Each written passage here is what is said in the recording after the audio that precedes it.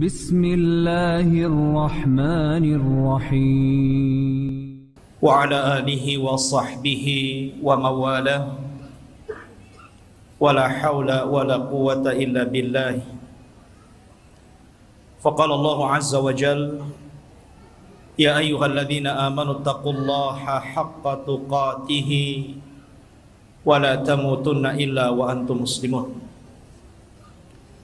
فإن أصدق الحديث كتاب الله وخير الهدى هدى محمد صلى الله عليه وسلم وشر الأمور محدثاتها وكل محدثة بدعة وكل بدعة ضلالة وكل ضلالة في النار.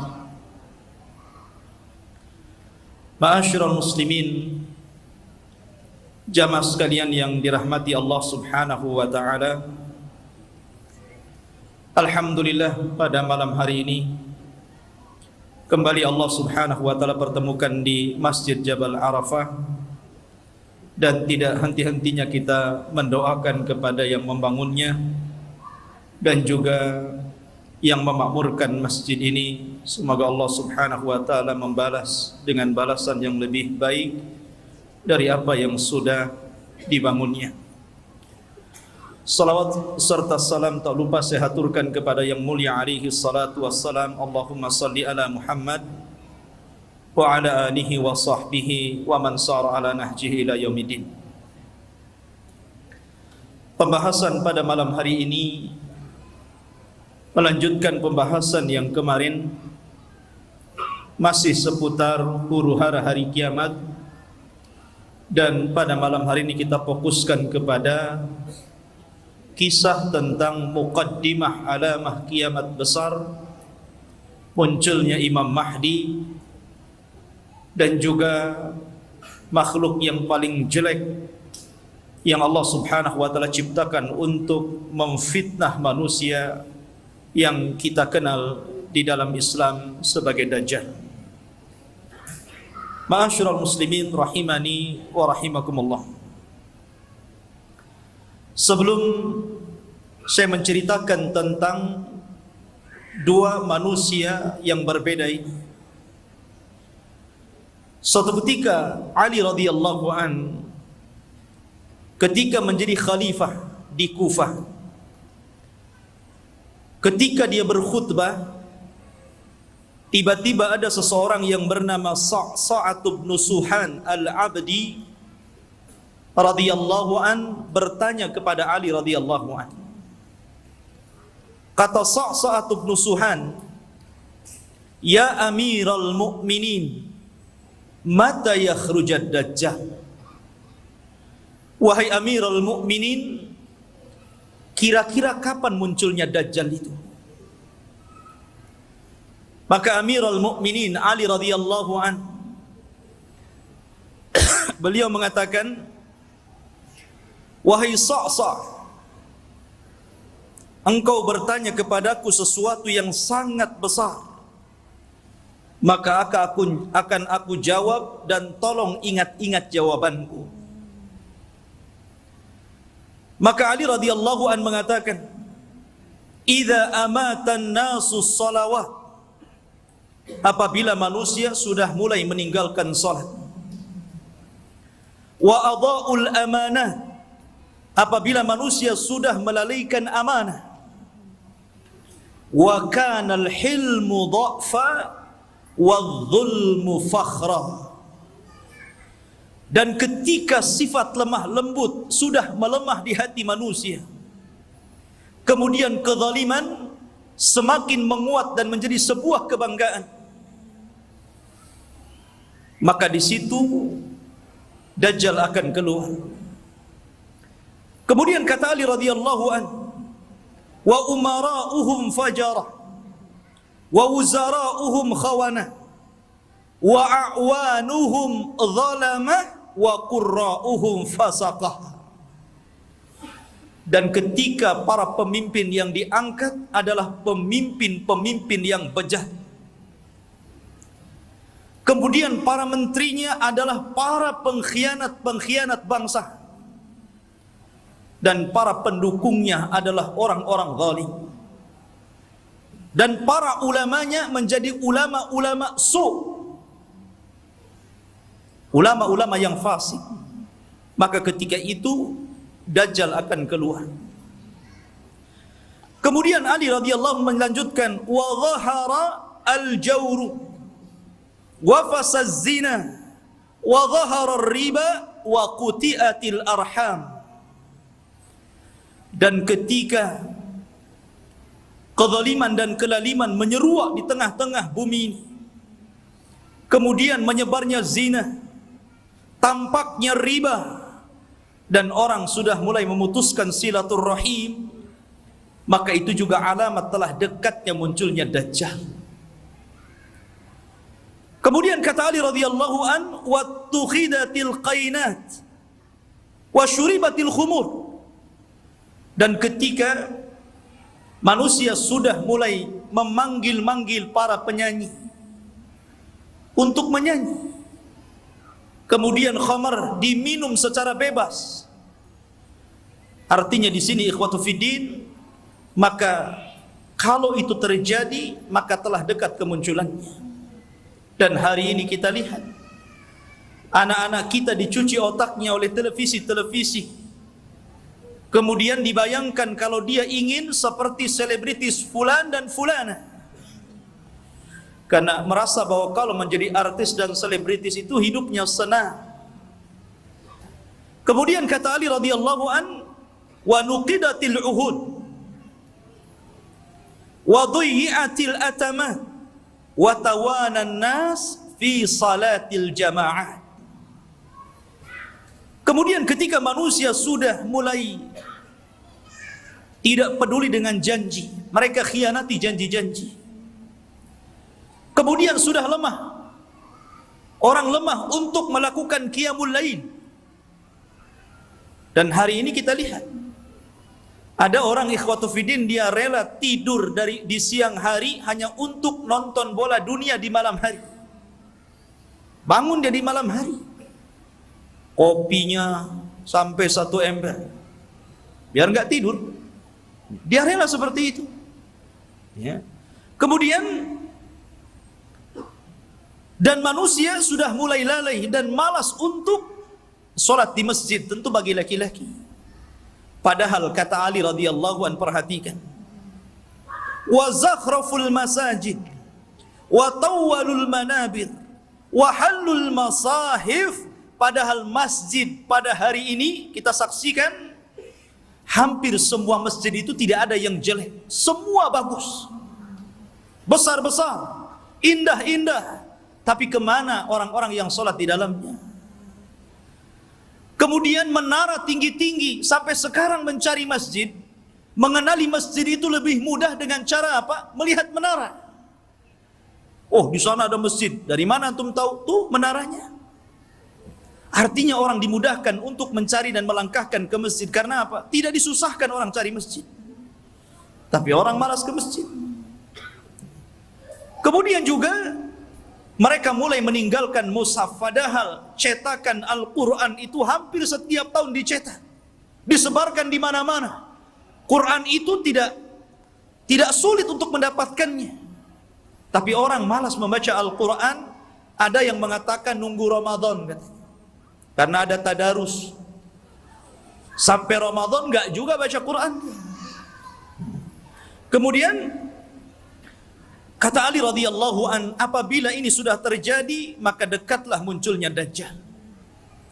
Kemudian Ali melanjutkan, wa akhadur rusha wa akalur riba wasta'malus sufaha wastakhaffu bid-dima.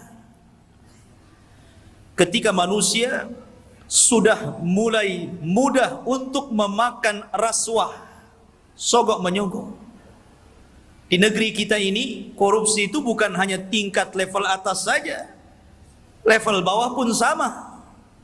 Bahkan antum buat KTP saja kadang-kadang ada pelicinnya ya. Bahasa rasuah itu kan bahasa pelicin katanya. Kalau ingin licin pakai oli saja lah. Jadi ikhwatu fiddin yang dimuliakan Allah Azza wa Jal, Dan ini sudah banyak di mana-mana. Hampir semua sektor pekerjaan itu mesti ada rasuah. Padahal Rasul mengatakan ar-rasi wal murtasi finnar. Orang yang memberikan sogokan, orang yang memakan sogokan sama-sama di neraka. Wa akalur riba. Dan orang sudah gemar memakan riba. Bahkan ada orang yang nggak mau kerja dengan cara menyimpan uangnya di bank-bank konvensional. Dia hanya makan bunganya saja. Bahkan riba di hari ini subhanallah luar biasa. Karena riba itu mudah didapati hampir di semua tempat. Di tiang listrik ada riba, di pohon pisang ada riba, di pagar-pagar orang ada riba, gitu kan. Silahkan pinjam dengan gadekan bunga kecil, gitu. Jadi semua orang terlibat dengan riba. Kemudian ketika manusia sudah mulai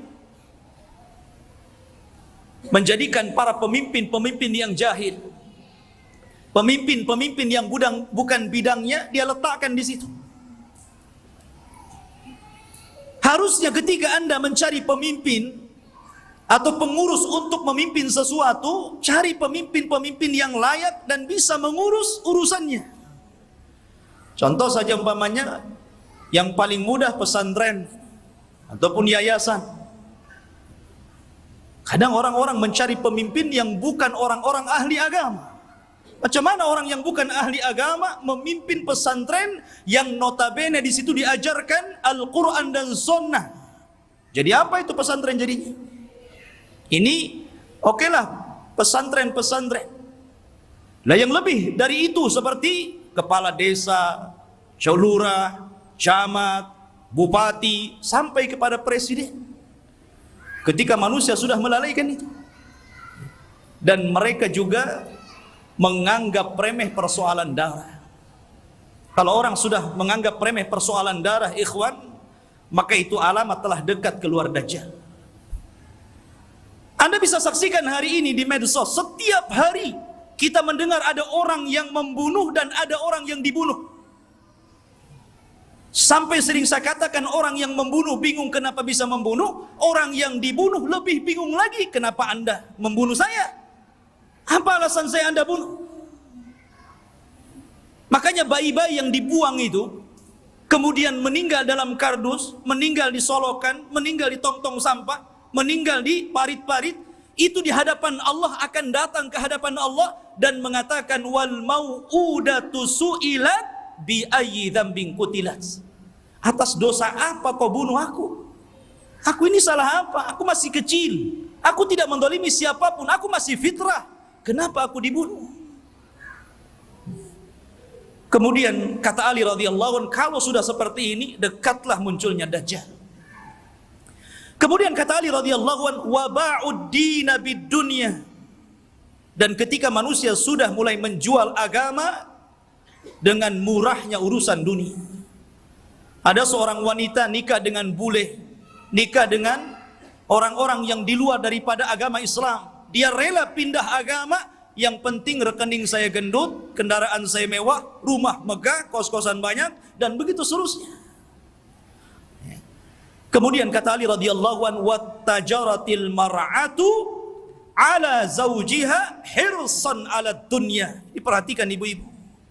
Dan ketika kaum wanita mudah untuk meminta cerai kepada suaminya hanya urusan dunia.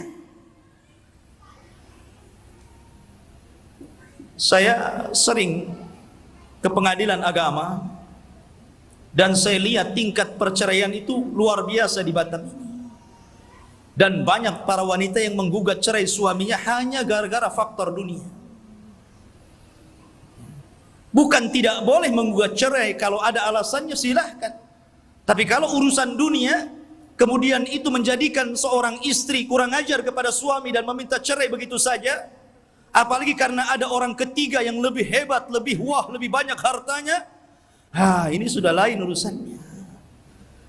Kemudian kata Ali radhiyallahu an, wa raqibatin nisa 'alal mayasir. Nabi sallallahu alaihi wasallam radhiyallahu an meramalkan seperti ini. Tentu beliau mendapatkan informasi dari Nabi. Dan apabila wanita sudah mulai membawa kendaraan sendiri. Di zaman Rasul kendaraan pakai kuda, pakai unta, jarang perempuan naik unta kan? Paling dibonceng.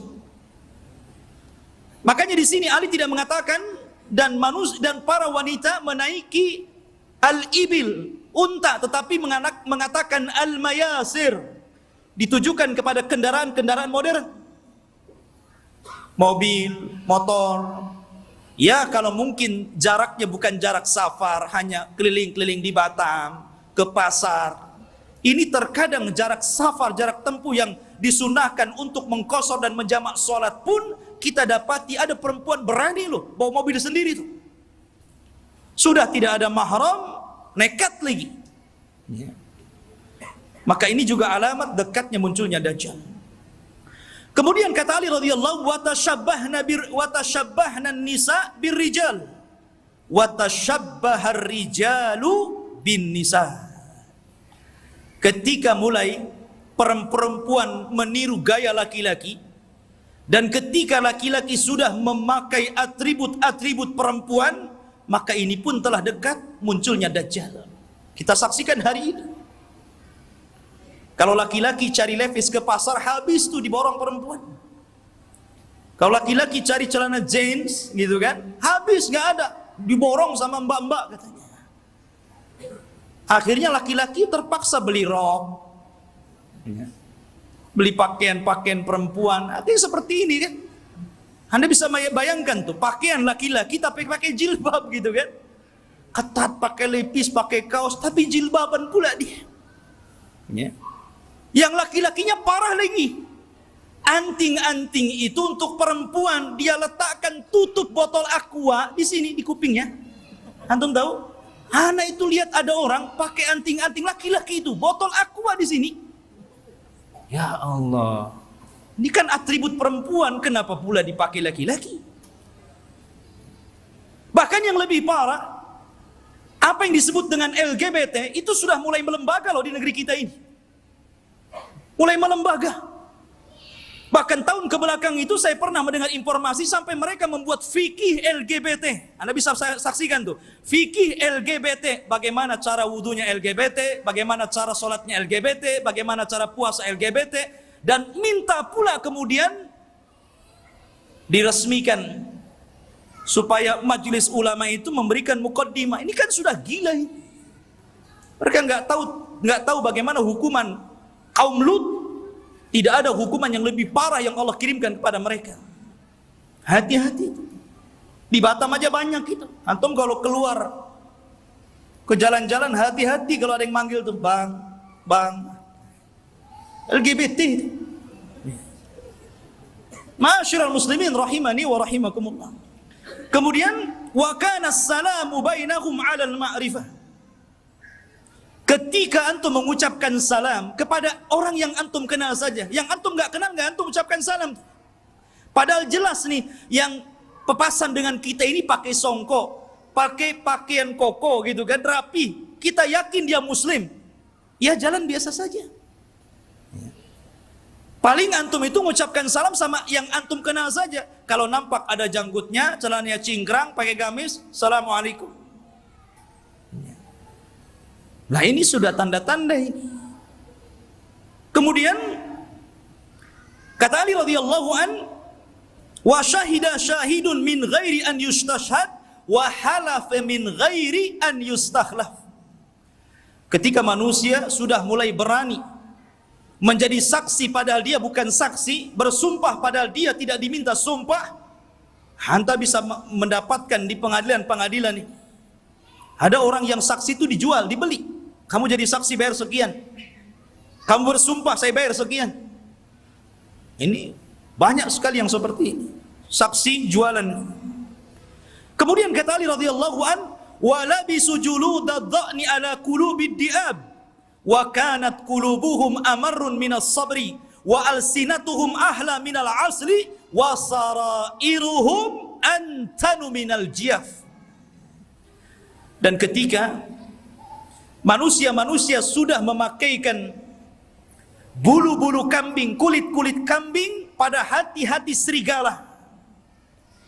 Padahal hati mereka adalah hati yang beracun. yang tidak pernah sabar. Padahal mulut mereka hanya manis di bibir, tapi tidak sebagaimana hatinya. Dan kehidupan pribadi mereka lebih busuk dibandingkan bangkai, kata Rasul. Nabi SAW ingin menyindir siapa? Kayak Ali radhiyallahu ingin mengisyaratkan kepada manusia siapa? Orang-orang yang hanya menampakkan kebaikan, padahal di belakangnya orang ini buruk. Bahasa kitanya pencitraan saja. Biar orang pengenal saya ini baik, saya ini begini, begini, dan begitu seterusnya. Dan zaman sekarang, subhanallah, nyalon RT saja itu janjinya banyak. Itu baru RT itu. Nanti gang ini kita aspal, nanti solokan ini kita perbaiki. Habis jadi RT wassalam, kan begitu. Kemudian, wal tumisal fiqhu li ghairi din wa unkiral ma'ruf wa urifal munkar. Dan ketika manusia memberikan kecerdasan mereka bukan kepada urusan agama, ketika itulah maka manusia akan mengingkari yang ma'ruf dan mereka akan cenderung melakukan mungkar. Kan banyak ikhwan, kita sebagai orang tua tentu kita bisa melihat potensi anak. Anak saya ini cerdas, hafalannya mudah, ya. Harusnya kalau orang tua sudah tahu anak ini ada bakat kecerdasan, arahkan ke agama.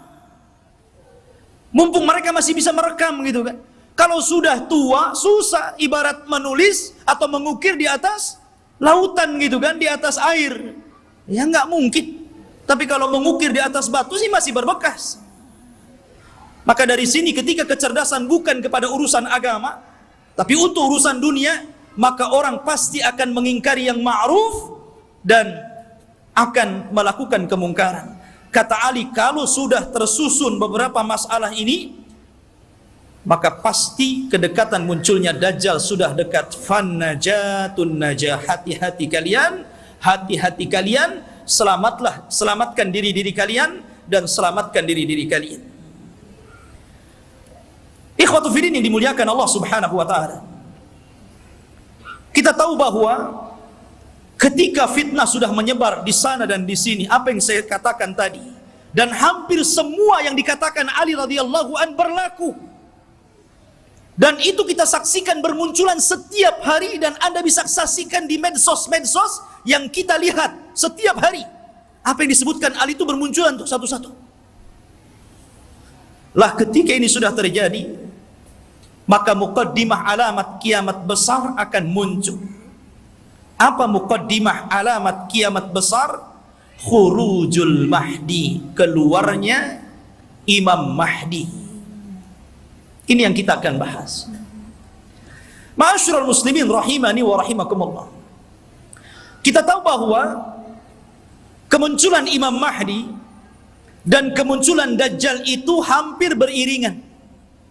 Imam Mahdi dulu, baru kemudian Dajjal. Dan Nabi SAW mengatakan Dajjal tidak mungkin keluar kecuali ala khiffatin minad din wa qillatin minal ilmi. Dajjal tidak mungkin keluar sampai manusia lemah dalam agama dan sedikit pengetahuan tentang Dajjal.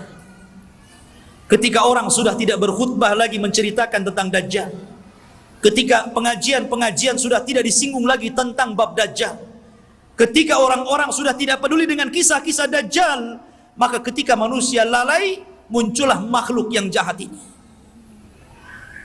Ma'asyiral muslimin rahimani wa rahimakumullah. Pada minggu yang lalu sedikit saya akan ulas sebelum kemunculan Imam Mahdi.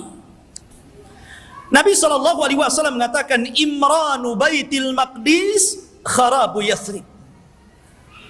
Apabila pusat kekuatan kaum muslimin sudah dipusatkan di Baitul Maqdis, di Yerusalem, alhamdulillah, kita bersyukur kepada Allah Subhanahu wa taala. Allah telah menggagalkan keinginan barat untuk memindahkan Israel Raya di tengah-tengah kota Yerusalem. Ini sebuah nikmat. Tapi walaupun kemudian terjadi, maka itu adalah alamatul qiyamah. Itulah yang memang akan berlaku di akhir zaman. Berarti kalau ini berlaku, tanda-tanda itu semakin dekat dan dekat. Kata Nabi SAW, apabila seluruh kaum muslimin dari belahan dunia sudah mempusatkan kekuatan mereka di Yerusalem, tepatnya di Baitul Maqdis, kharabu Yasrib, ketika itu kota Yasrib, kota Madinah dan Mekah akan ditinggalkan manusia. Padahal Mekah dan Madinah itu ketika itu dalam posisi sebaik-baiknya ekonomi, tapi akan ditinggalkan dan akan berhijrah ke Baitul Maqdis. Wa kharabu Yasrib khurujul malhamah, dan ketika Yasrib roboh, Madinah roboh, kosong, tidak ada orang karena hijrah semua ke Syam, maka ketika itu muncullah malhamatul kubra, perang besar. Malhamah itu diambil dari kata-kata lahmun. Lahmun itu artinya daging. Kenapa kemudian peperangan disangkut pautkan dengan daging? Karena ketika itu peperangan, setelah orang melakukan peperangan dengan alat-alat canggih, maka alat-alat itu kemudian dimusnahkan, maka kembali peperangan menjadi peperangan kembali ke alat-alat tradisional. Boleh jadi mungkin diawali dengan perang nuklir dulu, karena masing-masing negara punya nuklir gitu kan, masing-masing negara punya rudal, punya senjata hebat. Boleh jadi muqaddimah peperangan ini dilakukan dengan cara perang teknologi dulu. Setelah kemudian hancurnya negeri-negeri, senjata pun sudah tidak ada lagi, hanya bangkai-bangkai besi-besi tua. Disitulah kemudian peperangan akan kembali ke perang tradisional. Disinilah pembenaran sabda Nabi SAW, agar anda melatih diri dengan cara berkuda, dengan cara menombak, dengan cara memanah, dengan cara berpedang, karena perang akan kembali ke zaman itu. Ma'asyiral muslimin, kemudian wa khurujul malhamah, apabila telah nampak malhamah, orang berperang dengan pedang sehingga daging tercabik-cabik dan melayang kemana-mana, darah muncrat kemana-mana, ketika terjadi malhamatul kubra, atau dalam bahasa barat Armageddon gitu kan, dalam masalah bahasa kita malhamatul kubra, maka ketika itu kaum muslimin menguasai Konstantinia. Apa Konstantinia? Konstantinia adalah Konstantinopel, akan dikuasai. Di mana Konstantinopel itu? Di Turki sana. Jadi kaum muslimin akan menguasai sampai ke sana. Wa fathul Konstantinia, dan ketika Konstantinia dikuasai kaum muslimin, bangsa Rom sampai ke Italia, sampai ke ibu kota Italia.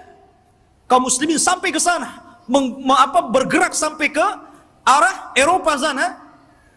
Maka disitulah kata Nabi SAW, wa fathul Konstantinia khurujud dajjal.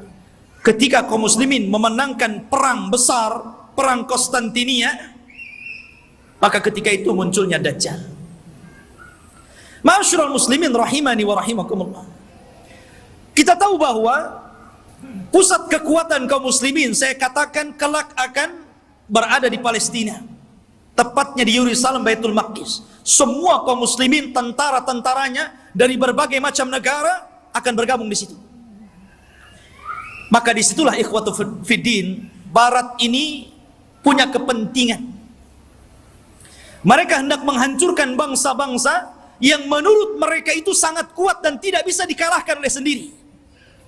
Maka akhirnya mereka melakukan perdamaian bersama kaum muslimin untuk sama-sama menyerang bangsa-bangsa yang menurut orang-orang Romawi itu sangat berbahaya bagi mereka dan juga kaum muslimin. Maka berdamailah ketika itu kaum muslimin dengan orang-orang Barat. Dan hari ini juga berdamai, ya kan? Kita tahu Liga Arab, mereka ada hubungan dengan Barat, entah secara ekonomi, politik atau yang lainnya. Itu namanya perdamaian juga. Tapi di akhir zaman, yang namanya perdamaian itu tentu setelah adanya peperangan. Kalau tidak ada peperangan, mau damai apa? Perang dulu baru damai. Ya. Makanya Nabi SAW mengatakan, tastalihuna antum warrum sulhan aminah. Kalian kaum muslimin di akhir zaman akan berdamai dengan orang-orang Nasrani, orang-orang Romawi. Dan ketika itu orang-orang Romawi aktsarun nas, orang yang paling banyak pasukannya. Mereka tuh banyak sekali. Cuman masalahnya, kalau memang orang-orang Nasrani itu mereka kuat, kenapa tidak langsung menyerang kaum muslimin? Karena kaum muslimin itu walaupun sedikit ditakuti oleh orang-orang kafir. Lihat di zaman Rasul, perang Badar, 300 melawan 1.300, menang. Lihat perang Mu'tah. Antum tahu perang Mu'tah? Perang Mu'tah itu perang di mana kaum muslimin berhasil memerangi orang-orang Romawi. Nabi menulis surat kepada Raja Romawi. Suratnya itu dirobek, utusannya dibunuh. Marah orang-orang Romawi ini, akhirnya menyiapkan pasukan bergerak untuk menyerang Nabi. Kata Nabi, kalau mereka menyerang kita di Madinah, maka akan banyak terbunuh, laki-laki, perempuan, anak-anak, kakek-kakek. Ini tidak adil. Kita siapkan pasukan, kemudian kita sambut mereka. Akhirnya Nabi SAW mempersiapkan pasukan. Kata Nabi, wahai Zaid, peganglah bendera. Kalau kau mati, ganti dengan Ja'far.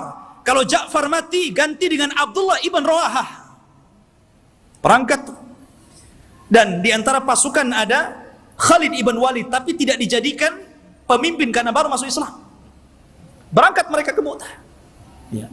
Ketika melihat jumlah mereka berlipat-lipat banyaknya dengan kaum muslimin, wajar manusia. Zaid mengatakan, apakah kita perlu pulang ke Madinah memberitahu Rasul? Atau bagaimana? Nggak imbang nih, pasukan Romawi banyak sekali, sementara pasukan kita sangat sedikit sekali. Tetapi karena mereka sudah kadang keluar membawa pasukan besar, sementara pasukan Romawi lebih besar daripada itu, akhirnya Allah takdirkan mereka pun melakukan peperangan. Subhanallah, di awal peperangan Zaid meninggal dunia. Kemudian bendera ditangkap oleh Ja'far. Ja'far meninggal dunia, terputus seluruh anggota badannya, termasuk 2 tangannya terputus. Dia pegang bendera, diputus ininya, dipegang kirinya, diputus ininya, dipegang dadanya, dibelah akhirnya. Nabi berada di Madinah, tahu tuh karena wahyu. Kata Nabi, semoga kedua tangan Ja'far digantikan kedua sayap di sorga dan dia bisa terbang sesukanya. Ja'far meninggal dunia, dipegang Abdullah ibn Rawahah. Abdullah ibn Rawahah meninggal dunia, bingung kaum muslimin. Ini tidak ada lagi pemimpin pasukan. Maka mereka melirik kepada Khalid ibn Walid. Akhirnya dipegang dialah. Dia punya strategis perang yang luar biasa. Pasukan yang ribuan itu bisa dikalahkan oleh strategis Khalid ibn Walid.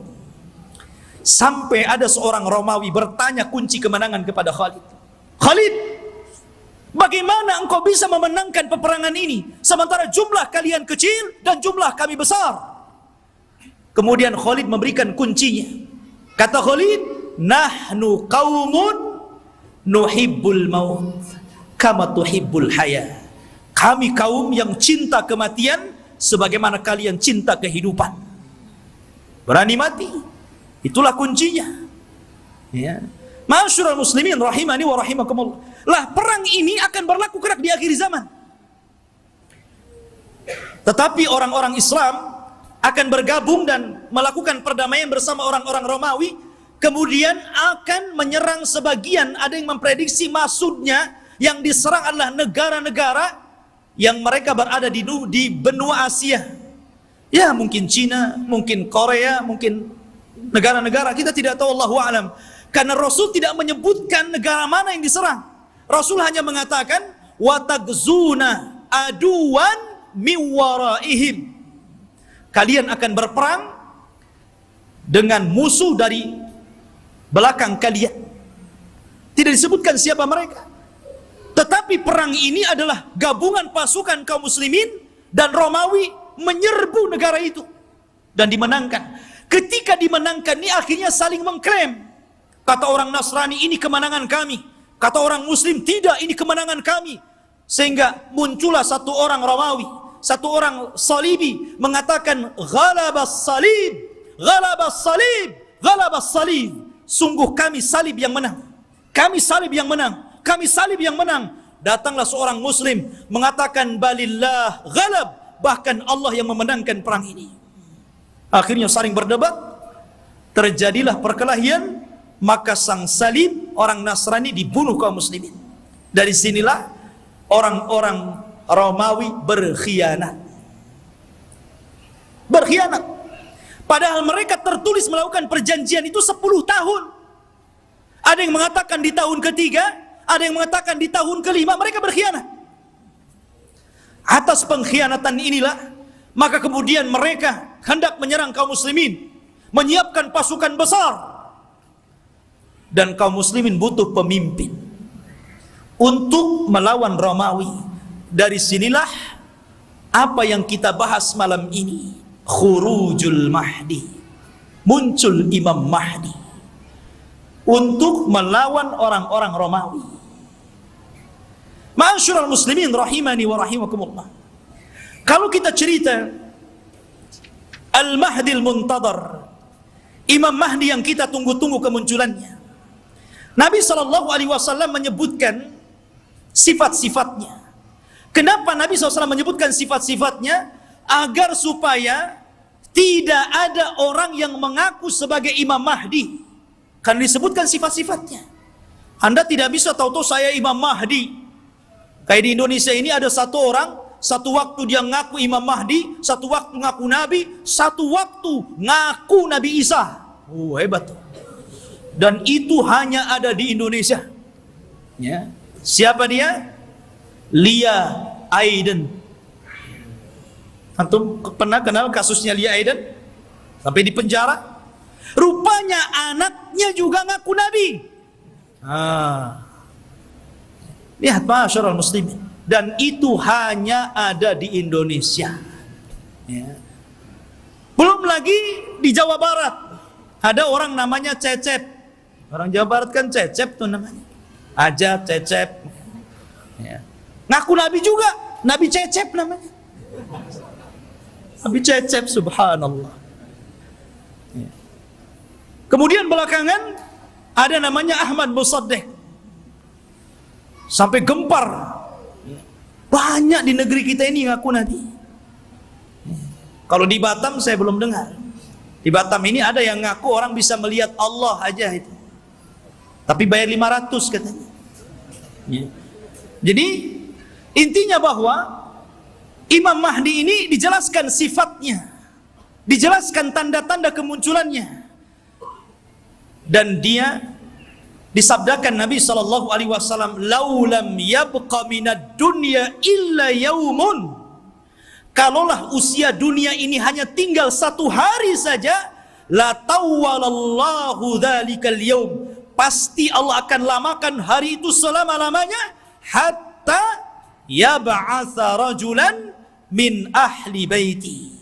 Sampai Allah akan utus seorang laki-laki dan dia keturunanku, yuwatiu ismahu bi ismi wa isma abihi bismi abi. Di mana nama dia sama dengan namaku, Muhammad, bukan Lia. Ya. Bapaknya Abdullah, bukan Aiden. Ya.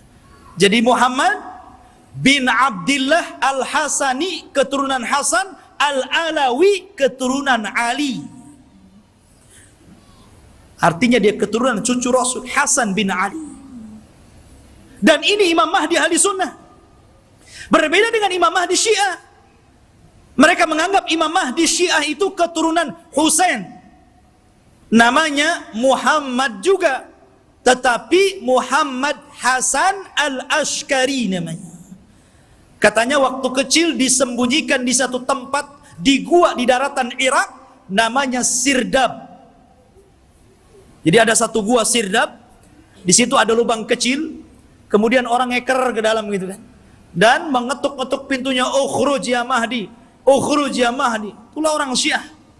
Setiap hari ada yang menggedor-gedor pintu, keluar wahai Mahdi, keluar wahai Mahdi. Yang enggak keluar enggak ada Mahdinya. Ya. Ma'asyiral muslimin rahimani wa rahimakumullah. Maka Al-Mahdi itu keturunan Hasan. Maka yang disebutkan oleh banyak para ulama, salah satunya Syekhul Islam Ibn Taimiyah, kemudian juga muridnya Al-Imam Ibnul Qayyim rahimahullahu taala, ketika menjelaskan tentang kenapa Imam Mahdi keturunan Hasan, karena Allah memuliakan Hasan ketika dia menyerahkan kekuasaan kepada Muawiyah untuk menjaga darah kaum muslimin, maka keturunannya Allah muliakan akan menjadi imam yang belum sempat dicicipi oleh nenek moyangnya Hasan bin Ali. Padahal Hasan bin Ali sudah jadi presiden di zaman itu. Tapi cuma 6 bulan saja, melihat ada gelagat pergerakan kaum muslimin pembela Ali akan perang lagi dengan Muawiyah, dia tidak mau ada pertumpahan darah. Akhirnya dia ngalah, dia yang menyerahkan kekuasaan kepada Muawiyah, engkau saja yang jadi raja, yang jadi rakyatnya. Akhirnya bersatulah kaum muslimin. Karena kerendah dirian Hasan inilah, maka Allah muliakan Hasan. Maka dari keturunan Hasan inilah lahir di akhir zaman Al-Mahdi Muhammad ibn Abdullah Al-Hasani Al-Alawi rahimahullahu ta'ala. Kok rahimahullah ta'ala belum muncul, afwan ya. Hafizahullahu ta'ala. Taib Qatufidin yang dimuliakan Allah subhanahu wa ta'ala, beliau dilaqabi Al-Mahdi. Al-Mahdi artinya orang yang diberikan petunjuk. Dan dia Allah perbaiki dalam satu malam. Dia tidak tahu kalau dia akan jadi pemimpin. Dia seorang thalabul ilmi, ahli ibadah. Dia tidak tahu kalau dia akan diangkat. Tiba-tiba ketika dia dari Madinah ke Mekah untuk haji gitu kan, orang-orang memandang bahwa dia itu ada kelainan. Orang ini luar biasa, punya wibawa, taat beribadah, sehingga orang-orang Allah lembutkan hatinya, diarahkan agar memilih orang ini dan dibaiatnya. Pada awalnya dia menolak. Dia menolak. Siapa saya? Saya bukan siapa-siapa. Kenapa Anda memilih saya untuk menjadi pemimpin kalian? Tapi kemudian dia pun istikharah di malam hari itulah Allah perbaiki dia dalam satu malam. Allah berikan ilmu, kecerdasan, kepemimpinan, subhanallah, sehingga dalam satu malam kun fayakun. Idza arada syai'an an yaqula lahu kun fayakun. Kalau Allah menghendaki sesuatu, tinggal katakan kun fayakun, jadi dia. Ya. Kemudian pembaiatan kepada Imam Mahdi inilah tersebar. Sampai akhirnya datang tentara dari Syam untuk membunuh Imam Mahdi yang ada di Mekah. Berangkat mereka pasukan itu. Ya. Tapi ketika mereka sampai di Baida antara Mekah dan Madinah, Allah kirimkan gempa yang sangat besar sehingga mewafatkan dan menghancurkan mereka. Kata Nabi SAW, sebelum datang tanda-tanda kiamat akan muncul, maka akan terjadi 3 gempa. Gempa dari arah timur, gempa dari arah barat, dan gempa di Jazirah Arab. Inilah gempa di masa Imam Mahdi, menghancurkan semua pasukan yang akan menyakiti Imam Mahdi. Sampai orang yang jalan pun ikut mati, orang yang mau dagang ikut mati. Sehingga Aisyah bertanya kepada Rasul, wahai Rasul, bagaimana orang yang ikut mati yang tidak bersalah dan hendak membunuh Imam Mahdi itu? Kata Nabi SAW, yub'atsu yaumal qiyamah ala niyatihim. Mereka akan dibangkitkan pada hari kiamat sesuai dengan niat mereka. Intinya ikhwatu fiddin, Imam Mahdi ini kemudian dibaiat di depan makam Ibrahim, di depan Ka'bah. Kemudian berangkat dari Mekah ke Madinah dan diikuti oleh pasukan yang sangat besar. Kemudian mereka hijrah ke Syam, bergabung dengan pasukan yang sudah siap tempur melawan orang-orang Romawi. Akhirnya ketika sampai di Syam, mereka membaiat Imam Mahdi, dan disitulah mulai peperangan besar. Perang besar Malhamatul Kubra. Ma'asyiral muslimin rahimani wa rahimakumullah. Dan kita tahu bahwa Imam Mahdi ini berkuasa atau diberikan kekuasaan oleh Allah Subhanahu wa taala tidak lama. Antara 7 sampai 8 tahun saja, ada yang mengatakan sampai 9 tahun. Dan dalam kekuasaan kaum muslimin, Imam Mahdi itu betul-betul membawa perdamaian, keadilan, kesuburan, bahkan saking adilnya Imam Mahdi, Allah turunkan berkahnya dari langit karena dia telah berhukum dengan hukum Allah. Kata Allah, walau anna ahlal qura amanu wattaqau lafatahna alaihim barakatim minas sama wal ard. Kalaulah sebuah penduduk, sebuah negeri beriman, bertakwa, maka Allah Subhanahu wa taala akan kirimkan berkah langit dan berkah bumi. Ini terjadi di kekuasaan Imam Mahdi. Kaum muslimin, harta dibagi rata sehingga tidak ada miskin, tidak ada kaya, semua sama. Imam Mahdi berhukum dengan hukum Allah, dan dia menggunakan khilafah dengan khilafah minhaj nubuwah. Ma'asyiral muslimin rahimani wa rahimakumullah. Lah ketika Imam Mahdi memimpin pasukan ini, kemudian Imam Mahdi berhasil menyerang orang-orang Romawi sampai ke jantung kotanya. Kemana? Ke Itali. Romawi di mana? Di Itali. Jadi bergerak dengan pasukannya sampai menyerbu orang-orang Romawi itu sampai ke jantung kotanya, ke Itali sana. Ketika menang dalam peperangan, para sahabat sudah merasa kaya dengan harta rampasan perang. Karena kalau perang itu, ikhwan, kalau musuh kalah kan semua jadi milik kaum muslimin. Tanah milik kaum muslimin, rumah milik kaum muslimin, kendaraan milik kaum muslimin, kaya. Ya. Makanya tidak ada bisnis yang lebih menguntungkan kecuali perang. Kalau menang dapat segalanya. Kalau kalah ya matilah tuh. Artinya di sini ikhwatu fiddin yang dimuliakan Allah Azza wa Jalla, maka ketika sudah sampai dimenangkan itu, mereka berada di Eropa itu, berada di Itali, dan dimenangkan kaum muslimin, maka mereka sedang beristirahat di bawah pohon zaitun sambil menggantungkan pedang-pedang mereka, menunjukkan perang hari itu bukan dengan rudal, bukan dengan nuklir, tapi kembali ke pedang, kembali ke panah, kembali ke tombak, kembali ke kuda, kembali ke unta, persis di zaman Rasul. Disitulah syaitan datang, kemudian berteriak bahwa Dajjal telah muncul di Syam dan membawa pasukan dan akan masuk ke rumah-rumah mereka. Oh, mendengar itu, maka Imam Mahdi mengutus 10 orang yang berkuda. Kata Nabi SAW, aku kenal siapa nama-namanya, aku kenal bagaimana kudanya, dan mereka adalah sebaik-baik penunggang kuda pada hari itu. Itu Rasul yang mengatakan. Jadi mereka diutus Rasul untuk membenarkan apakah kedatangan Dajjal itu memang ada ataukah hanya isu. Jadi 10 orang ini yang sudah dijanjikan oleh Nabi SAW, kelak Imam Mahdi akan mengutus 10 orang. Rasul tahu namanya, Rasul tahu kudanya, dan mereka adalah penunggang-penunggang yang terbaik ketika itu. Berangkatlah 10 orang ini ke Syam. Rupanya tidak benar, tidak ada pasukan Dajjal yang akan menyerbu rumah-rumah mereka. Tapi memang pada hari itu Dajjal muncul. Dajjal muncul pada hari itu, tapi tidak menyerang rumah-rumah mereka. Sehingga mereka bergerak tuh, pasukan kembali ke Syam. Disinilah bermula kisah Dajjal. Bicara tentang Dajjal, ikhwatu fiddin yang dimuliakan Allah Subhanahu wa ta'ala, Dajjal itu adalah makhluk Allah Subhanahu wa ta'ala. Dia bukan Tuhan. Dia adalah keturunan dari Bani Adam. Bukan setan, bukan jin, bukan juga iblis.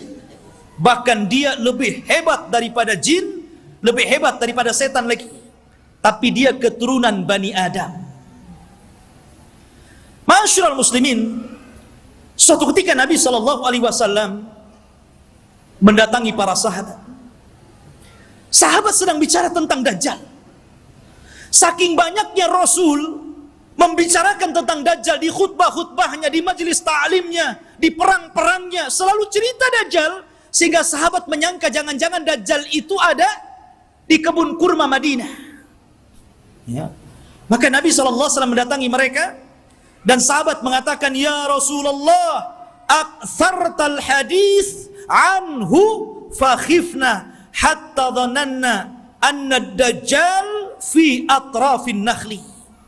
Wahai Rasul, kau terlalu banyak menceritakan Dajjal, Sehingga kami takut, jangan-jangan Dajjal itu sudah ada di kebun kurma. Maka Nabi SAW mengatakan, bukan demikian. Jangan kalian mencelaku karena aku banyak bercerita tentang Dajjal. Karena ini fitnah lebih besar daripada harta, lebih besar daripada fitnah anak-anak, lebih besar daripada fitnah peperangan yang menghancurkan negara dan membunuh kaum muslimin. Lebih besar daripada fitnah-fitnah ini semuanya. Kata Nabi SAW, ghairu dajjal akhwafuni alaikum. Tidak ada yang lebih aku takutkan kepada kalian kecuali fitnah Dajjal. In yakhruju fikum, kalau seandainya Dajjal itu muncul kepada kalian, wa ana hayyun, dan saya masih hidup, fa ana hajiju dunakum, saya yang akan melawannya, saya yang akan berperang dengan dia. Akan tetapi kata Rasul, iyakhruju fikum wa ana mayyitun, kalau Dajjal keluar kepada kalian dan saya sudah mati, fa kullu nafsin dha'iqatul maut, setiap jiwa pasti mati.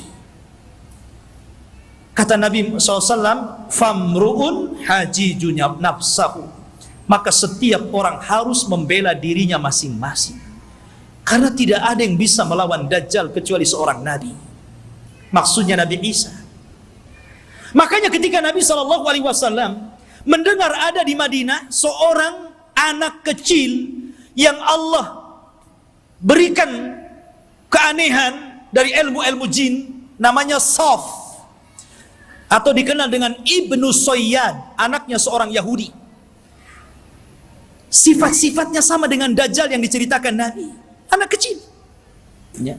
Bahkan sebagian para sahabat bersumpah bahwa dia Dajjal. Salah satunya Umar Ibn Khattab radhiyallahu an, bersumpah dia Dajjal, dan Rasul membiarkan sumpahnya dan tidak mengingkari. Akhirnya Rasul datang dengan Abu Bakar, dengan Umar, ingin mengecek tentang keberadaan anak kecil namanya Saf, atau disebut dengan Ibnu Sayyad ini. Berangkat Rasul, kemudian masuk ke kampung Yahudi. Rupanya betul ada anak kecil yang sedang bermain-main dengan anak-anak yang lainnya. Kemudian Nabi memanggil anak kecil namanya Saf itu dan mengatakan, ya Saf, atashhadu anni Rasulullah, wahai Saf, apakah engkau bersaksi saya adalah utusan Allah? Anak kecil nengok Nabi, kemudian dia mengatakan, ashhadu annaka nabiyyul ummiyin, aku bersaksi engkau adalah Nabi yang diutus oleh Allah subhanahu wa ta'ala.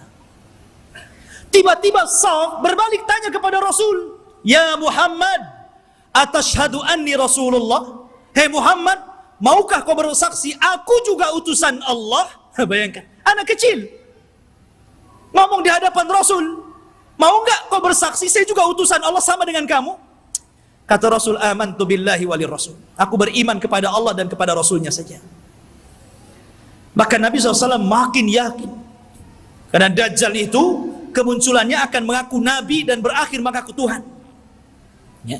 Maka kemudian kata Nabi SAW, ya Saf, inni khaba'tu laka khaba'an, wahai Saf, dalam hatiku, dalam dadaku, aku menyembunyikan beberapa kalimat, karena ketika itu Rasul baru diturunkan ayat kepadanya, surah kepadanya, namanya suratul Dukhan, dan itu para sahabat belum tahu, baru turun kepada Rasul suratul Dukhan.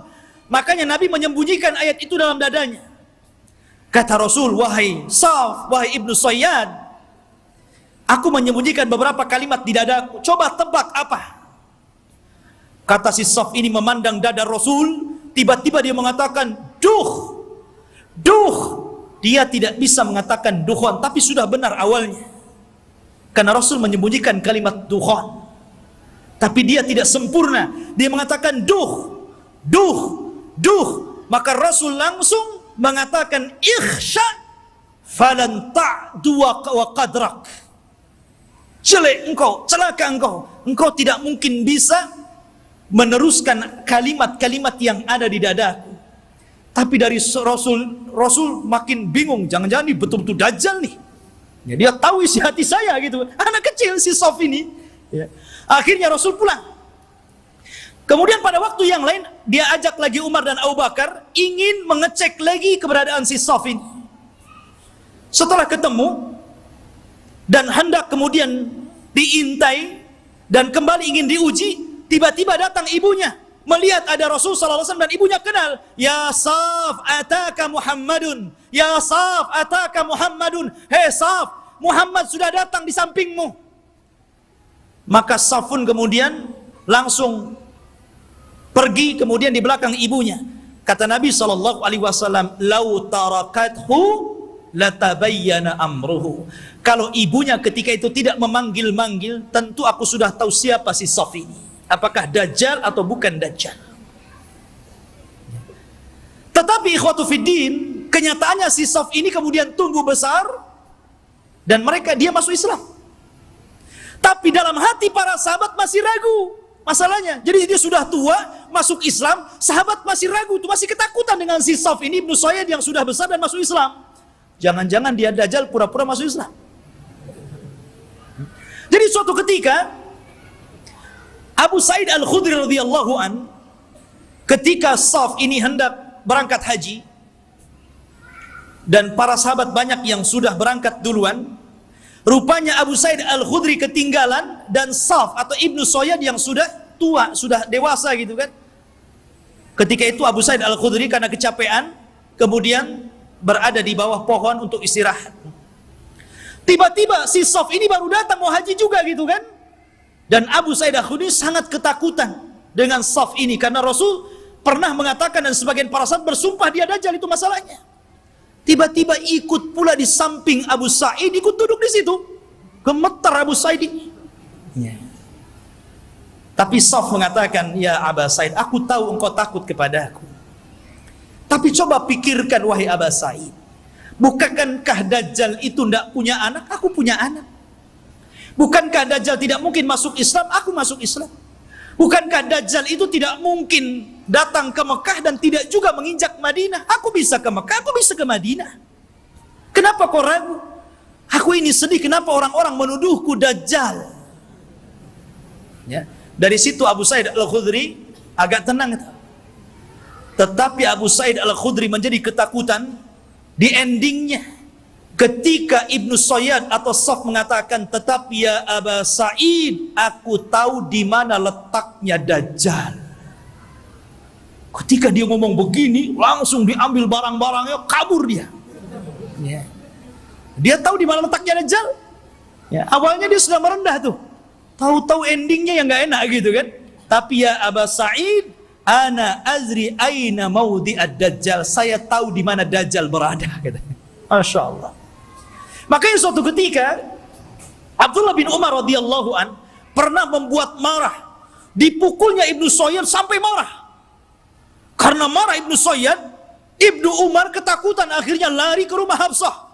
Dia melapor gitu kan, "Ya Hafsah, saya tadi pukul Saf, Ibnu Sayyad dia marah." Kata Saf, saudaranya Hafsah ini, "Wahai Abdullah bin Umar, kau sudah tahu bagaimana sabda Rasul tentang kemunculan Dajjal. Dajjal tidak mungkin keluar kecuali karena kemarahan yang sangat besar. Hati-hati kamu." Ya. Dari situ ikhwatu fillah yang dimuliakan Allah Azza wa Jalla, sehingga para ulama ini mengatakan Saf ini Dajjal atau bukan. Tetapi pendapat yang kuat, boleh juga dia Dajjal, tapi Dajjal min Dajjajin. Dajjal yang lainnya. Karena Rasul mengatakan di akhir zaman akan muncul dajjaluna kadzabuna salasuna kulluhum yad'una annahum nabi. Akan muncul zamannya di mana dajjal para pendusta 30 orang akan mengaku dia nabi. Maka mungkin boleh jadi salah satunya adalah Ibnu Sayyad. Karena Ibnu Sayyad tidak dikisahkan meninggalnya, tiba-tiba dia hilang begitu saja. Ya. Ma'asyiral muslimin, ataupun mungkin dia jasus, mata-matanya Dajjal, kita tidak tahu. Tapi yang jelas Dajjal itu sudah ada. Di zaman Nabi SAW sampai ada kisah yang luar biasa dari seorang sahabat namanya Tamim ibnu Aus Ad-Dari. Tamim ibnu Aus Ad-Dari ini masuk Islam belakangan. 2 tahun sebelum wafatnya Rasul, di tahun ke-9 Hijriah dia baru masuk Islam. Dan dia seorang pelaut.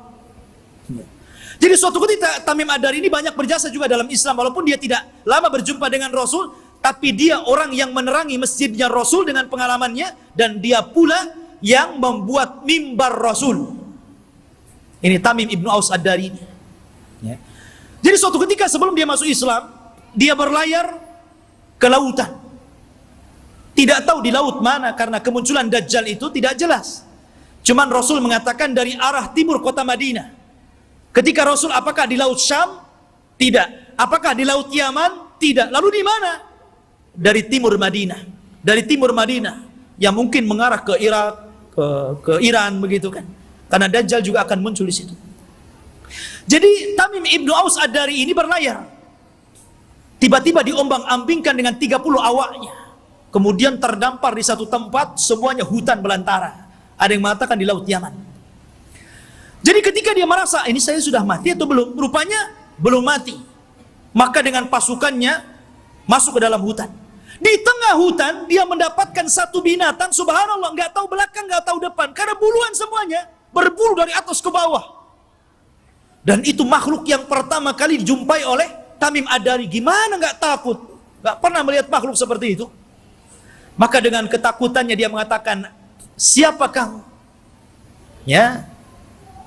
Kata Tamim Ad-Dari, kaget loh, ini binatang tak bisa ngomong. Dia mengatakan, kami dari Arab. Terus balik nanya, siapa kamu? Ana jassasa. Jassasa itu artinya jasus, mata-mata. Maksudnya mata-matanya. Ya. Maka kemudian siapa jassasa? Jassasa tidak mengatakan. Jassasa hanya mengatakan, engkau sudah ditunggu orang. Dia sudah lama bertahun-tahun mencari kabar. Ternyata orang yang ditunggu sudah datang.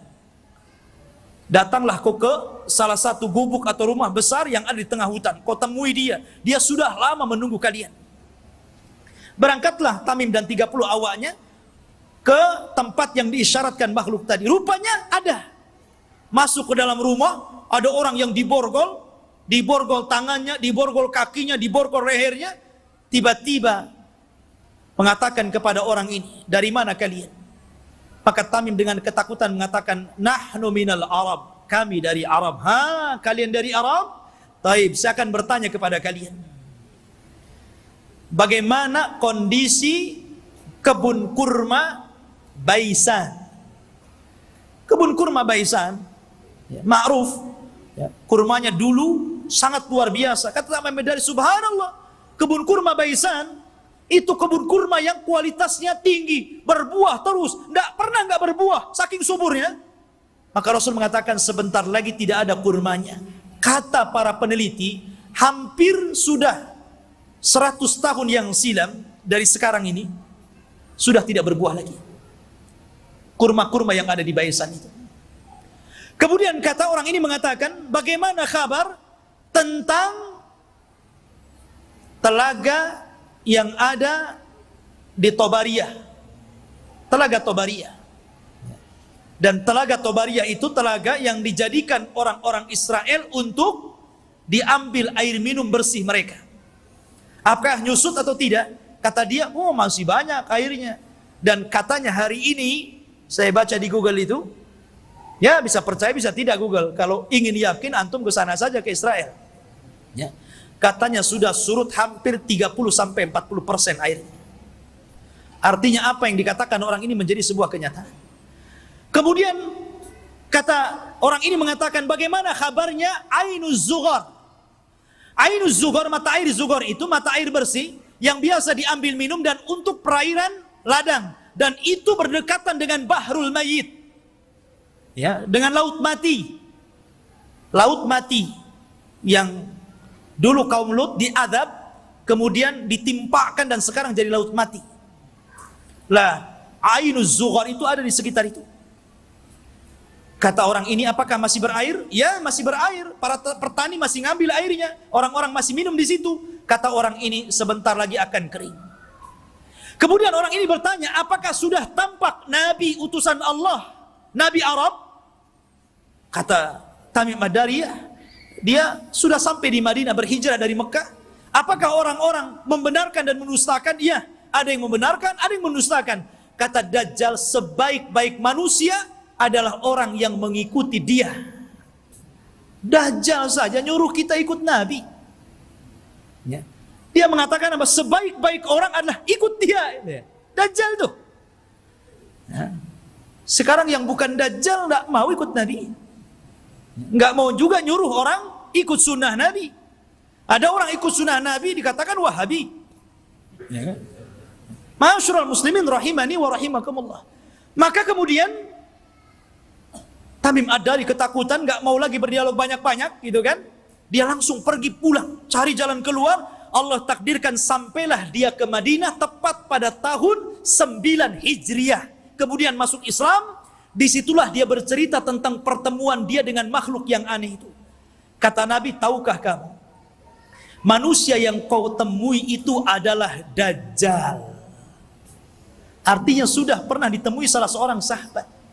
Dan inilah satu-satunya kisah dari sahabat yang diriwayatkan Rasul, kemudian diriwayatkan kepada para sahabatnya. Rasul tidak pernah mengambil riwayat dari para sahabat. Yang ada sahabat meriwayatkan dari Nabi. Ini tidak, Nabi meriwayatkan dari sahabat, kemudian diriwayatkan ke sahabat yang lainnya. Satu-satunya sahabat yang diambil riwayatnya adalah Tamim Ad-Dari. Karena Rasul kan tidak punya, apalagi Tamim Ad-Dari seorang Nasrani sebelumnya. Ya. Maka dari situ ikhwatu fiddin, kata Nabi SAW di hadapan para sahabatnya, dia bercerita sambil bawa tongkat. Maka Nabi SAW mengatakan, kelak Dajjal itu akan sampai ke sini. Maksudnya Madinah dan Mekah. Tapi dia tidak akan bisa masuk. Dajjal itu hanya bisa yatarakab, hanya bisa mengintip di balik bukit Uhud. Karena seluruh kota Madinah dan Mekah akan dipagari malaikat, di tangannya pedang-pedang yang siap untuk membunuh Dajjal. Dajjal ketakutan. Dia hanya bisa melihat dari atas bukit Uhud. Dilihatnya Masjid Nabawi, tepatnya kuburan Nabi, bercahaya warna putih. Kemudian Dajjal mengatakan, hada qasrul abiyad, hada qasru Ahmad. Inilah istananya Muhammad, inilah istana putih. Dan subhanallah, apa yang dikatakan Dajjal menjadi sebuah kenyataan. Kalau antum umrah atau Allah takdirkan antum haji gitu kan, cobalah antum melihat Masjid Nabawi di malam hari dari kejauhan. Naiklah ke bukit Uhud gitu kan, antum lihat Masjid Nabawi, tepatnya kuburan Rasul. Maka akan dilihat ada cahaya putih. Dari tempat itu ada cahaya putih yang ke atas, membenarkan apa yang dikatakan Dajjal. Dan Dajjal tidak akan sanggup masuk ke kota ini, maksudnya kota Madinah, sambil memukul-mukul, hadhihi tayyibah, hadhihi tayyibah, hadhihi tayyibah, kata Rasul. Inilah negeri yang disucikan, inilah negeri yang disucikan, inilah negeri yang disucikan. Dajjal tidak mungkin masuk ke negeri ini, Mekah dan Madinah. Makanya di zaman itu salah satu tempat yang aman dari Dajjal, berangkatlah antum ke Mekah dan Madinah. Cuman sayang nggak ada pesawat. Antum kira-kira naik apa tuh dari Batam ke sana? Ya, nggak ada lagi pesawat terbang. Ya, mungkin belum sampai dah mati antum di jalan. Ya. Jadi khotbah yang dimuliakan Allah Azza wa Jalla, kata Nabi SAW ketika bicara Dajjal, beliau mengatakan, sesungguhnya ayyuhan nas, innaha lam takun fitnatun ala wajhil ardi mundu dhara Allahu dzurriyyata Adam a'zam min fitnatid Dajjal. Wa inna Allah lam yab'ats nabiyyan illa hadzara ummatahu Dajjal wa ana akhirul anbiya wa antum akhirul umam. Wahai manusia, tidak ada satupun fitnah yang lebih dahsyat ketika Allah menciptakan anak Adam dibandingkan fitnah Dajjal. Karena andailah seluruh dukun-dukun yang ada di dunia dikumpulkan, kemudian melakukan kontes sihir, maka sihir mereka jauh di bawah sihir Dajjal. Nggak ada dukun, walaupun satu dunia melawan Dajjal, nggak akan bisa dilawan. Sihirnya luar biasa. Ya, itu dukun tuh memang luar biasa sihirnya. Diberikan oleh Allah Azza wa Jalla kekuatan sehingga orang mudah untuk percaya bahwa dia Tuhan kita, itu masalahnya. Kalau tukang sihir itu kan ma'ruf di zaman Nabi Musa. Justru ketika Nabi Musa menampakkan mukjizatnya, semua tukang sihir beriman kepada Musa, walaupun belakangan dibunuh semua oleh Firaun. tapi mereka orang yang dimasukkan ke dalam sorga padahal tidak pernah sujud kepada Allah sedikit pun, karena beriman kepada Musa. Ya. Lah kata Nabi SAW, sejak zaman Adam dilahirkan dan anak cucunya sampai hari ini, tidak ada fitnah yang lebih besar daripada fitnah Dajjal. Dan tidak ada satupun Nabi yang Allah utus kecuali memperingatkan umatnya tentang kemunculan Dajjal. Nabi Syuaib memperingatkan umatnya tentang kemunculan Dajjal. Nabi Saleh, Nabi Yakub, nabi-nabi yang lainnya, Nabi Ibrahim, Nabi Sulaiman, Nabi Daud, dan seluruh para nabi, mereka mengingatkan tentang kemunculan Dajjal. Kalau seluruh para nabi dan rasul mengingatkan akan kemunculan Dajjal, termasuk juga Nabi kita Muhammad SAW, maka cukuplah ini bukti bahwa fitnah Dajjal itu sangat dahsyat, karena seluruh para nabi memperingatkannya. Ini antum harus paham. Ya. Ma'asyiral muslimin, sedikit kita mengenal ciri-ciri Dajjal. Dajjal itu keriting rambutnya. Bukan berarti yang keriting dia Dajjal. Jadi dia memiliki rambut keriting yang dipintal. Makanya Dajjal itu kusut sekali mukanya. Ya kan? Jadi antum tahu orang-orang yang keriting, habis dikeriting dipintal lagi. Ya. Tetapi dia tidak hitam kulitnya. Biasanya kan yang kriwel yang dipintal-pintal itu kan kebanggaan orang-orang yang berkulit hitam kan. Dajjal tidak, kulitnya putih. Ada yang mengatakan kemerah-merahan. Jadi memang dia putih, tapi kusut. Ya. Kemudian dia buta sebelah mata kanannya. Dan ada daging tumbuh di matanya, menonjol seperti anggur keluar. Jadi ada daging tumbuh. Kemudian di dahinya tertulis kafir. Bisa dibaca oleh seorang mukmin, baik yang pandai baca ataupun yang buta huruf. Semua bisa baca. Ya. Artinya bahwa semua orang bisa baca, dia kafir, tapi semua orang ikut Dajjal, itu masalahnya. Kan fitnahnya luar biasa. Sudah tahu di jidatnya ada kafir, masih ikut juga dia kan begitu. Itulah fitnahnya. Karena dia bisa dibaca oleh siapapun. Yang pandai baca sama yang buta huruf bisa baca. Kemudian juga lehernya lebar, pendek besar, dan kakinya bengkok. Kakinya itu kayak busur panah. Lalu jalannya jelek sekali. Dan dia matanya sebelah awar. Dari sini menunjukkan kalau orang itu waras, beriman, imannya kuat, otaknya dipakai, tentu orang itu tidak mungkin mengakui orang seperti ini Tuhan karena banyak cacatnya. Ya kan jelek itu orangnya. Kok jadi Tuhan pula? Ya, dan mengaku ana rabbukum, saya Rabb kalian. Tapi masalahnya walaupun penampilannya seperti itu, tapi dia diberikan kekuatan oleh Allah yang Allah tidak berikan kepada yang lainnya.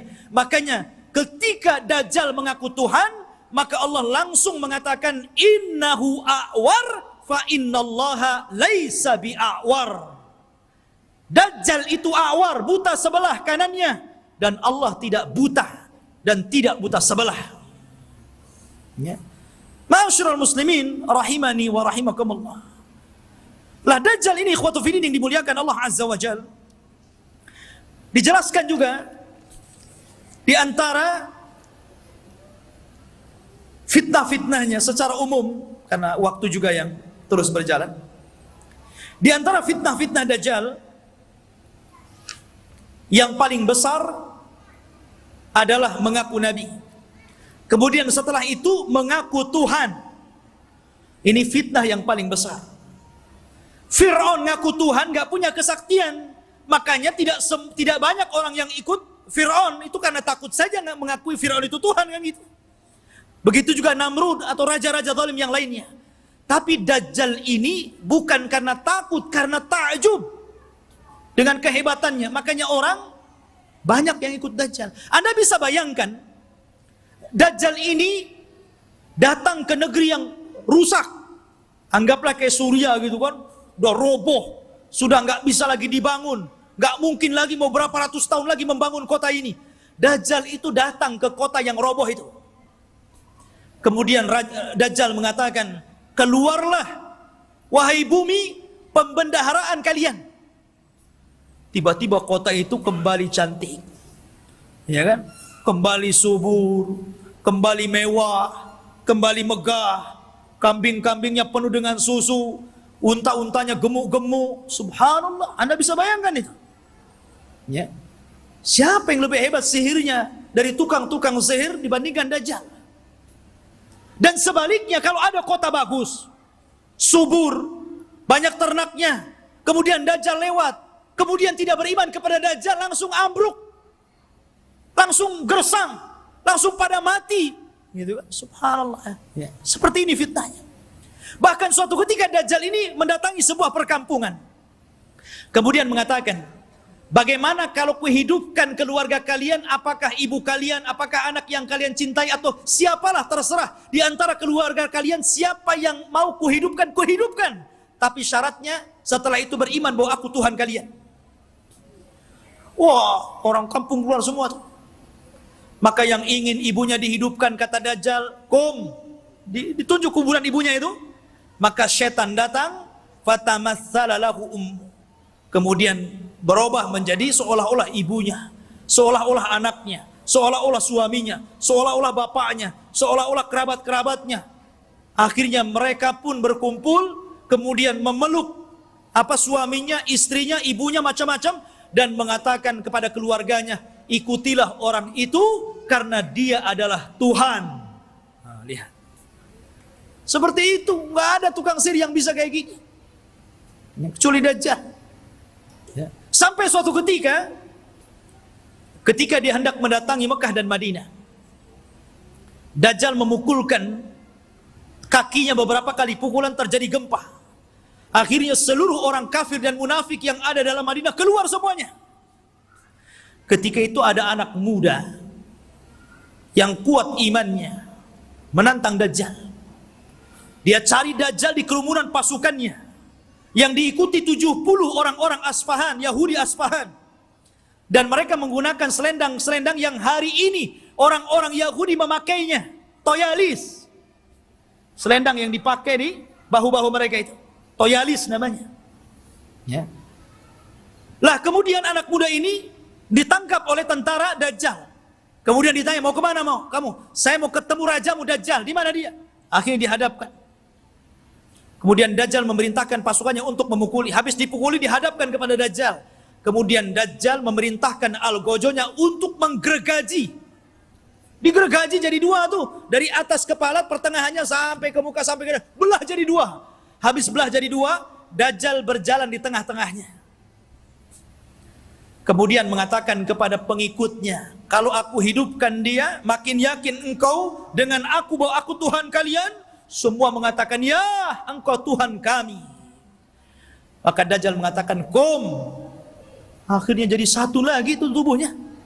Ya, kayak punya ilmu rawa rontek. Ya, jadi satu itu. Ya. Kemudian setelah itu Dajjal sudah menghidupkan lagi, semua orang berteriak, antal ilah, engkau adalah Tuhan. Maka Dajjal mengatakan kepada anak muda ini, maukah engkau bersaksi bahwa saya adalah Tuhan kalian? Maka anak muda ini ternyata tidak mengatakan, saya semakin yakin anta Dajjalul kadzdzab. Saya semakin yakin engkau itu Dajjal, pendusta yang disabdakan Rasul sallallahu alaihi wasallam. Oh, marah Dajjal. Akhirnya Dajjal mengambil pisau dan hendak membunuhnya, tapi tidak bisa karena takut kelemahannya diketahui orang-orang. Akhirnya dia pegang tubuhnya dan dilemparkan ke dalam api. Tapi anak muda ini sempat berteriak, engkau tidak akan bisa membunuh kecuali diriku. Yang lain tidak bisa. Ya. Ma'asyiral muslimin rahimani wa rahimakumullah. Dari sini menunjukkan bahwa luar biasa Dajjal ini. Lah Dajjal ini akan memimpin pasukan besar. Makanya orang-orang Yahudi mereka bermimpi kalau terbentuk Haikal Sulaiman dan robohnya Masjidil Aqsa, kemudian berkumpulnya pasukan, mereka mengatakan, kami sedang menunggu Mesius kami. Mesius itu bahasa mereka, bahasa kita Dajjal. Bahasa kita Dajjal. Makanya kalau kita melihat simbol Zionis itu kan gambar mata gitu. Walaupun Zionis itu sudah tidak asli lagi Yahudi, Karena Zionis itu tidak berpegang dengan Taurat, tapi berpegang dengan Talmud. Talmud itu Taurat yang sudah dirobah-robah, yang kemudian menjadi protokoler Yahudi. Harus begini, harus begini, harus begini. Itu Talmud, bukan Taurat. Mereka mengklaim saja Taurat, lahirlah agama Zionis ini. Ya. Intinya bahwa kenapa orang-orang Yahudi bermimpi untuk merebut Yerusalem? Ya tadi, karena di situ mereka memimpikan bahwa Mesius akan datang kepada mereka dan akan memimpin mereka. Ini dibenarkan dalam Islam. Karena Dajjal itu akan muncul di situ. Dan akan dibunuh juga di situ. Di Babil Lud. Atau gerbang Lud yang sekarang menjadi kota yang diagungkan orang-orang Israel. Di tengah-tengah Israel. Babil Lud itu. Dan Dajjal akan dibunuh di situ. Makanya ikhwatu fillah ini dimuliakan. Wajar kalau orang-orang Yahudi berusaha untuk menguasai dunia karena mereka bermimpi bahwa Dajjal akan memimpin mereka. Tapi mereka tidak paham bahwa apa yang mereka mimpikan juga ada dalam Islam. Dan kita tidak mimpi, ini sebuah kenyataan. Bahwa Imam Mahdi akan muncul dan akan menjadi musuhnya Dajjal di akhir zaman. Dan akan berperang. Cuman karena Rasul yang pernah mengatakan, kalau aku hidup di zaman kalian, aku yang akan menghadapinya. Tapi kalau aku mati, tidak ada yang bisa untuk membunuhnya kecuali seorang Nabi. Makanya ketika Umar kembali kepada kisah Ibnu Sayyad, Sauf anak kecil itu, ketika dia meramal apa yang di dada Nabi, Umar mengambil pedang dan mengatakan, "Da'ni adrib unuqah." Rasul, izinkan aku penggal si Ibnu Sayyad ini. Kata Rasul, "Jangan Umar. Kalau dia Dajjal, engkau tidak bisa membunuhnya. Ada orang lain yang akan membunuhnya. Tapi kalau dia bukan Dajjal, fala hajata laka biqatli." Tidak ada hajat engkau membunuhnya, ngapain, biarkan saja dia. Ya. Artinya di sini bahwa terjadinya peperangan pasukan Imam Mahdi dengan Dajjal ini tidak seimbang. Karena Dajjal ini pasukannya banyak, bukan pasukan Yahudi Aspahan yang 70.000 saja, tapi akan diikuti oleh tentara-tentara yang sifat-sifatnya persis seperti tentara Mongol. Belum lagi para wanita, belum lagi pasukan-pasukan yang lainnya. Sehingga Imam Mahdi terdesak sampai akhirnya sembunyi di Bukit Saina, di Bukit Tur, berhari-hari, berbulan-bulan sampai habis bekalnya. Ketika pasukan sudah putus asa dan mengatakan, "Wahai Imam, kalau kami terus di sini kami mati kelaparan. Berarti mati kita mati konyol. Ya, bagaimana kalau kita besok bergerak, kita lawan saja, apa yang terjadi terjadilah." Kan begitu. Akhirnya kemudian Imam Mahdi sepakat dengan pasukannya. Setelah sholat subuh, mereka siap bergerak apapun yang akan terjadi. Tetap perang bersama Dajjal. Rupanya Allah takdirkan, disitulah langit digelapkan. Setelah langit digelapkan, tiba-tiba ada cahaya. Rupanya dari dua malaikat yang mengapit seseorang yang nafasnya bisa membunuh sejarak sekian dan sekian kalau dihirup orang kafir. Dialah Nabi Isa bin Maryam. Turun. Kemudian turun sampai berada di tengah-tengah pasukan Al-Mahdi Al-Muntadhar. Ketika itu sudah azan dan siap sholat. Maka melihat bahwa yang turun adalah Isa Al-Masih. Maka Imam Mahdi menyuruh agar dia menjadi imam sholat, tapi menolak. Setiap kaum ada amirnya. Maka engkau amir kaum itu, maka kaulah yang sholat. Maka Imam Mahdi menyolati, kemudian Nabi Isa sholat di belakangnya. Ini menunjukkan kalau andai kata Isa dan Musa hidup di zaman sekarang, Anda mengikuti Nabi Musa dan Isa, Anda akan sesat. Isa saja sholat di belakang Imam Mahdi, ya, karena tidak berhak menyebarkan agamanya. Maka setelah sholat itulah, subhanallah, Isa mengusap wajah-wajah pasukan Imam Mahdi dan menyebutkan tingkat derajat mereka di sorga. Wallahi, tidak ada manusia yang lebih bahagia dibandingkan orang yang diusap wajahnya oleh Isa, karena disebutkan derajatnya di sorga. Subhanallah, ikhwan. Ya. Dan itulah pasukan yang tersisa. Karena pasukan ini kan ada yang gugur, ada yang melarikan diri. Yang sepertiga pasukan melarikan diri, kata Rasul, yang melarikan diri, Allah tidak akan memberikan taubatnya kepada mereka. Yang sepertiga yang gugur, maka kata Rasul, mereka adalah sebaik-baik syuhada. Dan yang sepertiganya yang ikut Imam Mahdi inilah yang terus berperang sampai akhirnya melawan Dajjal. Ketika itu Isa memberikan pilihan dan mengatakan, ukhayyirukum bisalas, aku berikan 3 pilihan kepada kalian.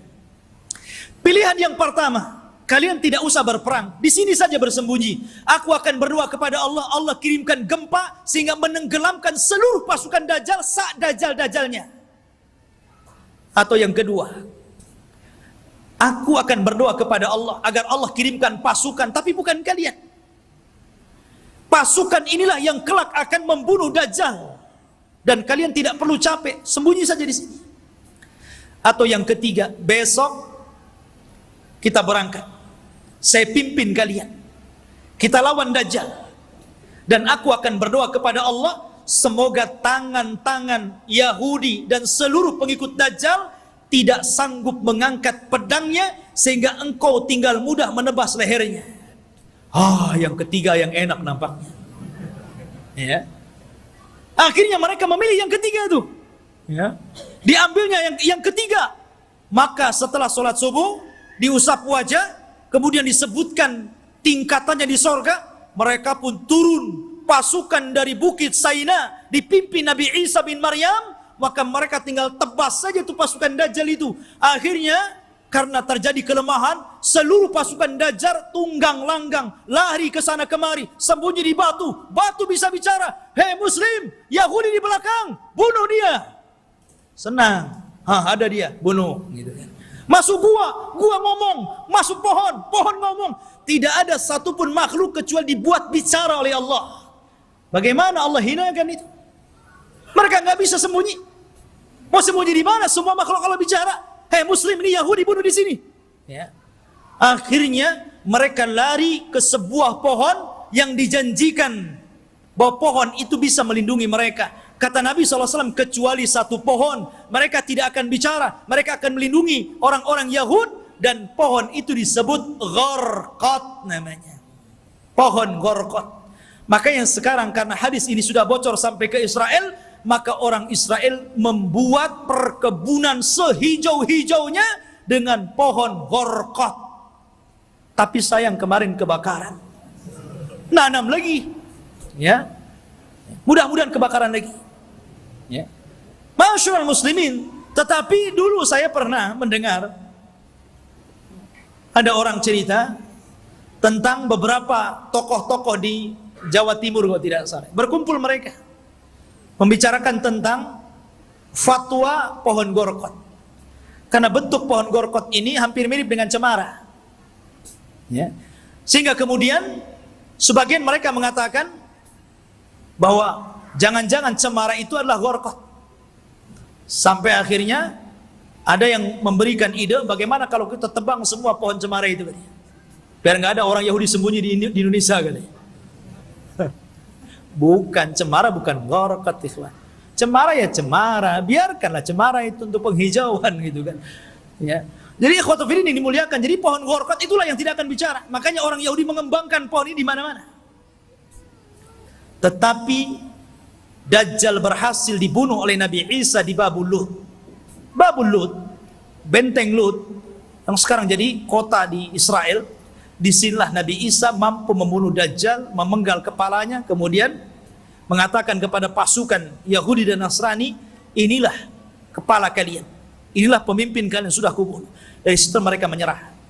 Lah yang tersisa dari orang-orang ahli kitab, dari orang Yahudi dan Nasrani, akhirnya mereka beriman kepada Allah lewat perantara Isa, tapi bukan ikut agama Isa sebagaimana prasangka Nasrani. Mereka ikut agama Muhammad lewat perantara Isa, dan itu diisyaratkan dalam Al-Quran, wa im min ahlil kitab illa la yu'minan nabihi qabla mautihi. Dan sebagian ahli kitab kelak akan beriman kepada Allah dan agama Muhammad sebelum wafatnya Isa bin Maryam, karena Isa akan berkuasa selama 40 tahun. Rupanya fitnah tidak berhenti. Ya, nanti kita ceritakan fitnah yang lebih besar, yang lebih hebat lagi. Fitnah yang kita kenal dengan Ya'juj dan Ma'juj. Kisahnya luar biasa. Ya, kisah Ya'juj dan Ma'juj itu luar biasa sekali untuk kita ceritakan, dan insya Allah kita lanjut pada minggu depan. Wallahu alam, kita cukupkan sampai di sini, mudah-mudahan ada manfaatnya. Subhanakallah bihamdika, asyhadu an la ilaha illa anta astaghfiruka wa atubu ilaik. Allahu ta'ala alam. Assalamualaikum warahmatullahi wabarakatuh.